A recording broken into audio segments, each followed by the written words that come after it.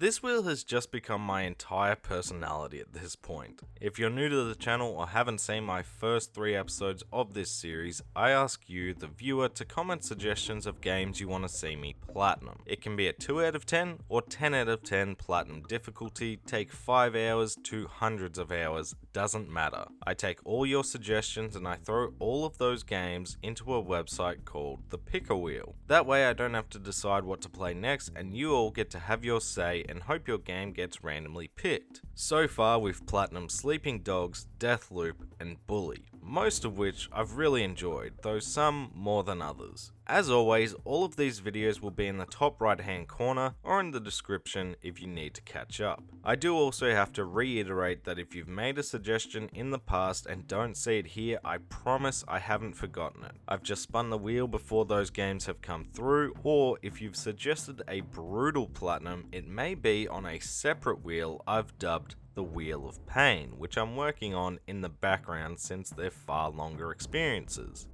But make sure if you do want to keep seeing more videos like this in the future, be sure to leave the video a like, comment below some more platinum suggestions, subscribe so you don't miss out on future videos, and let's spin that wheel to see what we get this time.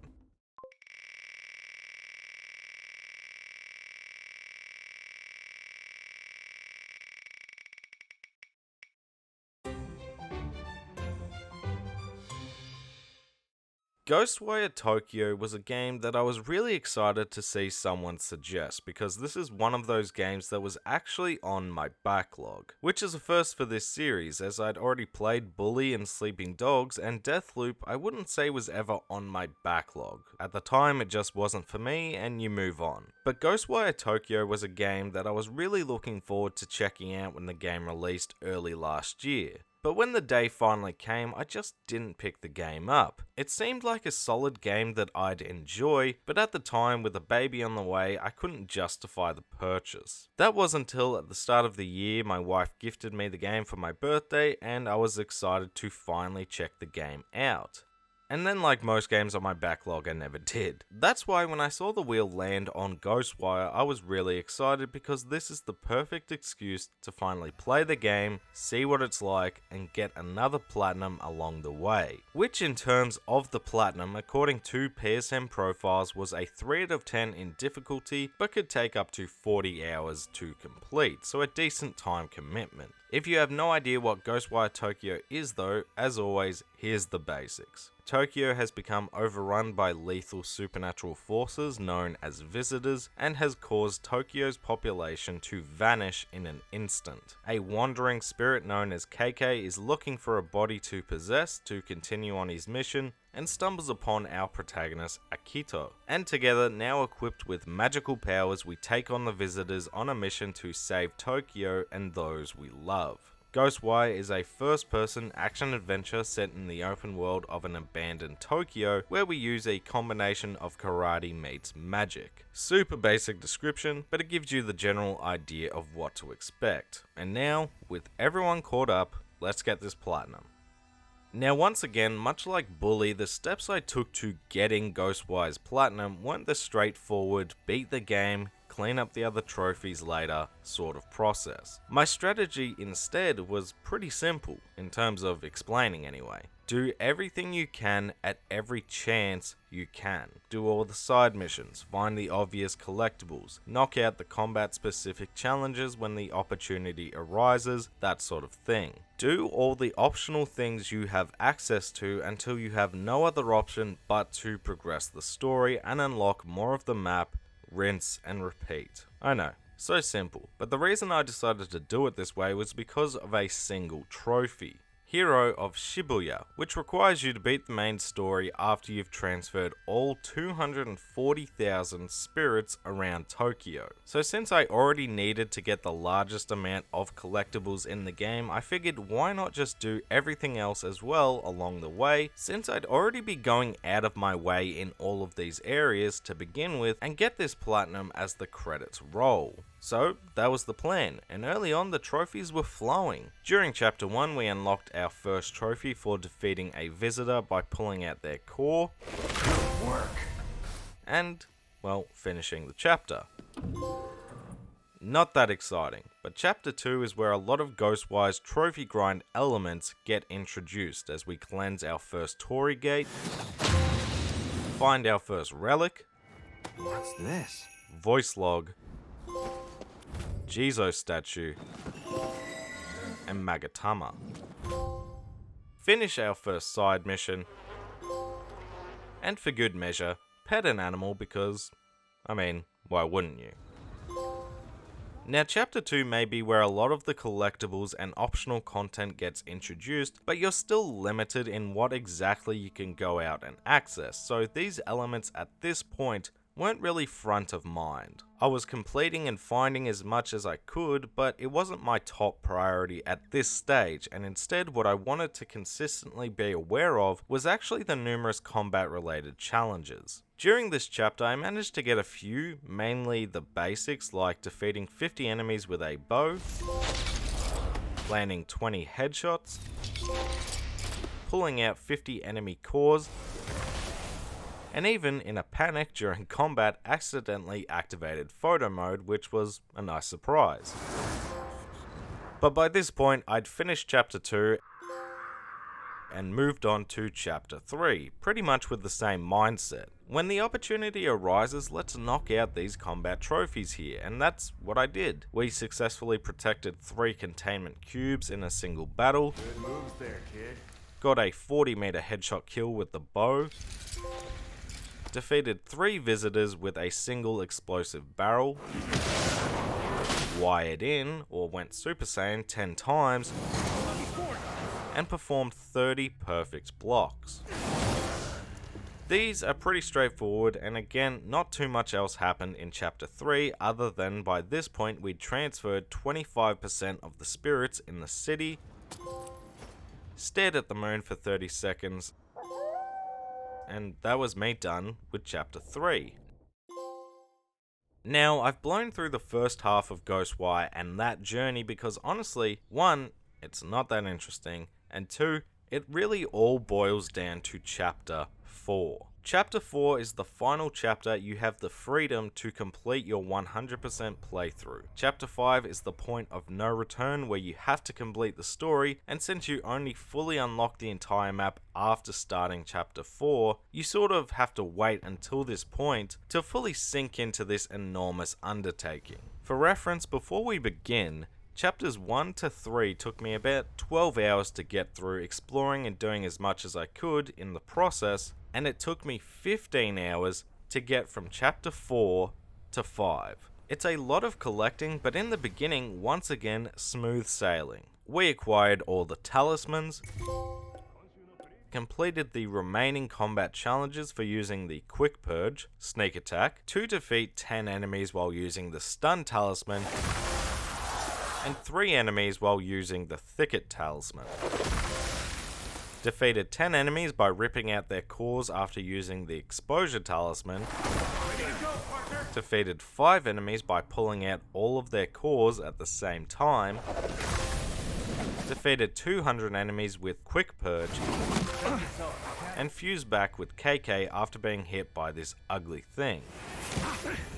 These challenges, once again, aren't too bad. The game does give you a lot of situations where you can nab these, but just keep them in mind. It's easier to get them along the way while you're doing the 42 side missions or going after the various collectibles, rather than grinding them all at the end. While we're talking trophies we got along the way though, before we jump straight into the grind, we also unlocked trophies for getting 50 Katashiro, important for capturing the spirits, put $10,000 into the offering boxes, which is helpful for finding the Tanuki and Jizo statues, spent a total of $1 million,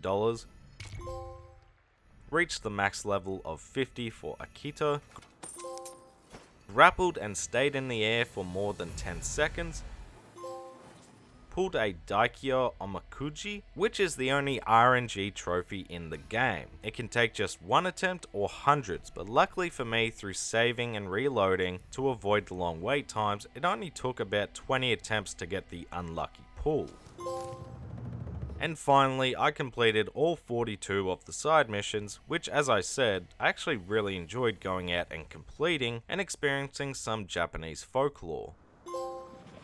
These were the trophies we unlocked along the way during what is an enormous grind for mostly collectibles. Yes, there are a lot of side missions that you need to complete for some of the collectibles, but they're missions, and actually an element I really enjoyed going out and completing for their unique stories. The rest though, not so much. Honestly, if you don't like collectible based trophies, Ghostwire isn't for you because there is an insane amount of crap to go out and find. There are 123 relics, 25 tanuki to find hidden around Tokyo, 40 magatama to nab from stores, missions or yokai, 52 Jizo statues to go and pray at, 31 landmarks, 51 different types of food and drink, 28 torii gates, 50 outfits, 17 voice logs, 31 music tracks, 33 prayer beads, and the big one, 240,300 spirits to collect and transfer spread out across Tokyo. It's a lot of back and forth and a process that quite often I was just like a zombie holding down L2 and forward. It's brain numbing to the point of frustration throughout this process, but for every wall I hit, I seem to, for whatever reason, still be interested in playing because I did want to see how the story ends. So the grind began, and surprisingly, the first collectible we managed to complete was for finding all 123 relics. Probably the easiest one to visually obtain, as all the locations can easily be added to your map through talking to the various floating cats, and sort of a two birds one stone proposition, as by finding and handing in these relics you get money, rewards such as other collectibles, and can also supply a lot of purchasable collectibles like the music tracks, outfits, magatama, etc. Some relics are super small though, like your cock, meaning Spirit Vision had me squinting like I need my eyes tested. Wonder what this is. Next up, I decided to go after the 25 tanukis because it was a side mission I needed to complete and one of the smaller collectibles to go after. A task that is a lot simpler by donating to the offering boxes, same with the Jizo statues, to have them show up on your map. But I did find a good 10 or 15 just through playing and doing as much exploration as I could, just keeping an eye out for odd items in different places. The magatama mostly come from finding the various yokai in the world, which are easily the most fun collectibles to go after as they have you actually doing something other than clicking L2 and help unlock the larger upgrades. You're getting into yoga. The Jizo statues are probably the most rewarding collectible in the game, gaining more ammo for each element, which is really handy for the larger encounters. Not too difficult to spot, most just around the world with sound cues and usually some visitors lurking nearby. Landmarks are pretty unremarkable, though they do come quite naturally while exploring Tokyo. Feels like we're Getting your hands on all the food and drink is apparently another RNG based trophy, as some of the food and drink can only be found in the random food bags, but by the time I was actively going for this I had found them at some point, so again, nothing special. Cleansing all the torii gates is a given in this process. They're decent encounters though. I did think this trophy was bugged initially, but one of the torii gates only unlocks fully after a certain mission, so just keep that in mind. By this point it was time to grind out the rest of the spirits around Tokyo. Now during all of these other collectibles I was going out of my way to get as many spirits as I could, having over 50% early on in my time with chapter 4. Now 240,000 collectibles seems like a lot, but thankfully it doesn't feel like an insane amount. It's a lot, don't get me wrong, but they're literally everywhere. There are very few hidden away, and with the help of one of the prayer beads, you can actually be guided to every single one of them when it gets down to the last few. It's not overly engaging and it's a big time commitment, but with all the other collectibles in the game you need to find along the way, you can get most areas on the map basically done by the time you have nothing left but the spirits. Where this trophy gets annoying is with the extra spirit objectives, mainly the Hyaki Yako encounters. Before this point, I'd maybe encountered these mobs 3 times, getting a couple of thousand spirits per encounter. You need 15,000 in total, and what this meant was by the end, I was just running back and forth around Tokyo, waiting for these things to spawn. They seem to spawn in every half an hour, sometimes less in certain spawn points, but this took me a solid 4 hours of just mindless running around to get. The encounters themselves are pretty fun and a good challenge, but just too infrequent. I did finally complete these encounters though and transferred the final spirits to get 100%, and I was ready to move on to chapter 5. Damn right. I'm taking back. Where are the rest of the collectible trophies, you may be wondering? Well, the final few are all related to beating the final 2 chapters, some with 100% spirits, and that's why I didn't unlock all the outfits until I started chapter 5. You just buy all of these and the rest are mission related. We nabbed all the voice logs, most of which are around main and side missions.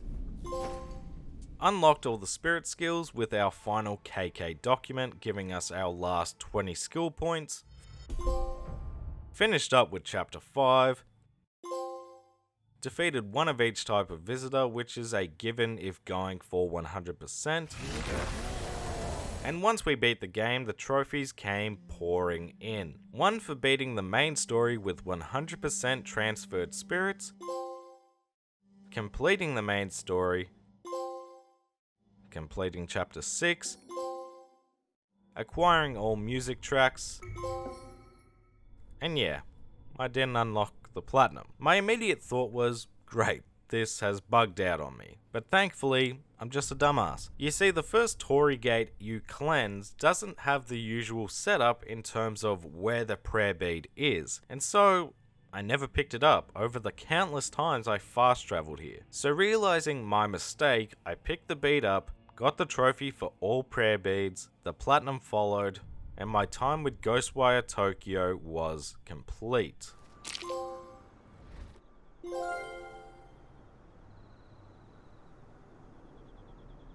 So after 29 hours in total, 11 better than the guide estimate, look at me go, what did I think of Ghostwire Tokyo's platinum and the game in general? Let's start with the game itself, because I really enjoyed my time with Ghostwire. The open world of Tokyo is fantastic. The story, the lore, the side stories, the enemy design, the unique combat, the horror that I wasn't expecting is something I really had a good time with. Is it perfect? No, the combat can get a little repetitive and the story isn't sensational, but it's a game I'd really recommend giving a go if you haven't already. In terms of the platinum though, it's a hard sell. It's not a difficult platinum, there's no skill issue or difficulty related trophies, but the collectibles are excessive. It's too much. I'd be okay with a few, but too many have little reward bar the trophy, like the outfits. What's the point of these? It's such a big part of this game's platinum requirements that whilst I didn't hate it, it still isn't the type of experience I froth over, and it just is too many hours doing monotonous tasks.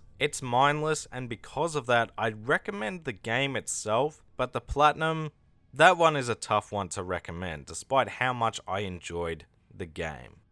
Thank you all so much for watching the video. Make sure if you did enjoy the video to leave it a like because it helps let me know that you enjoyed yourself. Comment below some more platinum suggestions. Let's keep this series going. Shout out to the channel members Infamous Hellfire, featuring Gagiano, Christian Volgag, Cloud Connection, Kranatoko, Crumb Sparky, Driftum, and Earlium for that extra level of support. I truly do appreciate it. If you're new to the channel, make sure to subscribe. Go give my socials a follow if you fancy at MayorHairBear, and I'll catch you all in the next video.